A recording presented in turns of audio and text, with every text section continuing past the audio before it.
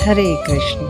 हमारे वैदिक सनातन संस्कृति में साल में 4 नवरात्रियाँ आती हैं, जो आसु, महा, चैत्र, आषाढ़ मास के शुक्ल पक्ष के प्रतिपदा से नवमी तिथि तक की रात्रि को नवरात्रि कहा जाता है।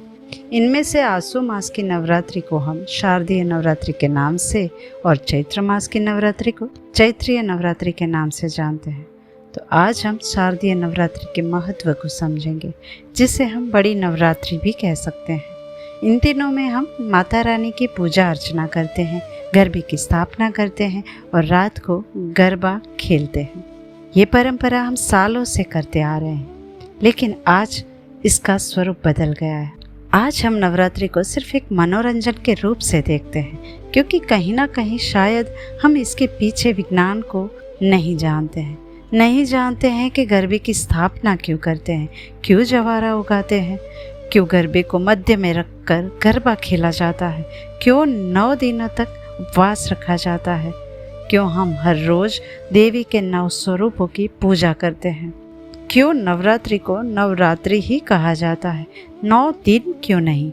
ऐसे बहुत से प्रश्न नवरात्रि को लेकर हमारे मन में उठते हैं। आज इन सभी प्रश्नों के उत्तर को हम जानेंगे और उनके पीछे के विज्ञान को समझेंगे। चलिए समझते हैं। जैसे कि हमारा हिंदू नववर्ष चैत्र की प्रतिपदा से शुरू होता है, जिसका एक भाग शारदीय नवरात्रि तक का होता है। इसका अर्थ शारदीय नवरात्रि साल के मध्य में आती है और इन पूरे साल में कुल 360 तिथियां होती है।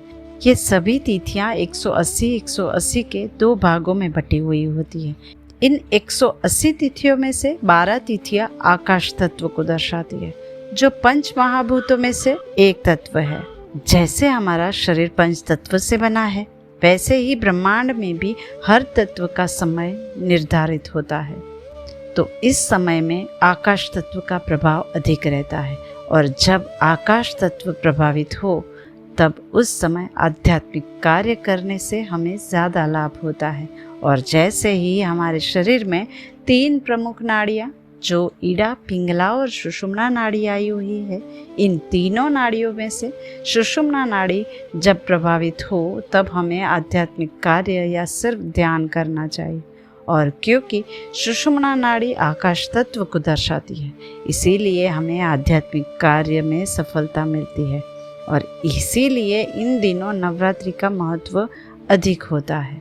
इसीलिए हम इन दिनों में देवी की पूजा, यज्ञ, हवन, ध्यान, साधना, आराधना करते हैं, जिससे हमारी आध्यात्मिक सफ़र में वृद्धि होती रहे।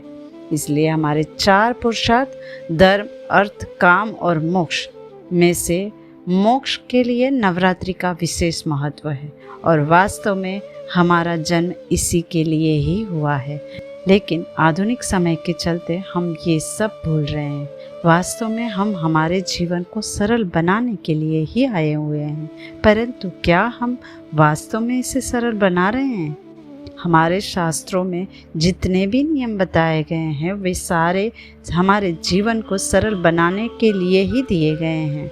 इसी शास्त्रों के नियम को हम आप तक सरल तरीके से पहुंचाने का प्रयास करते हैं, जिससे हमारा जीवन सरल बन सके और हम आध्यात्मिक जीवन में प्रगति कर सके। तो आइए जीवन के सरल उद्देश्य को समझते हैं और नवरात्रि के ये 9 दिन माता आद्य शक्ति को समर्पित करते हैं। जय माता दी।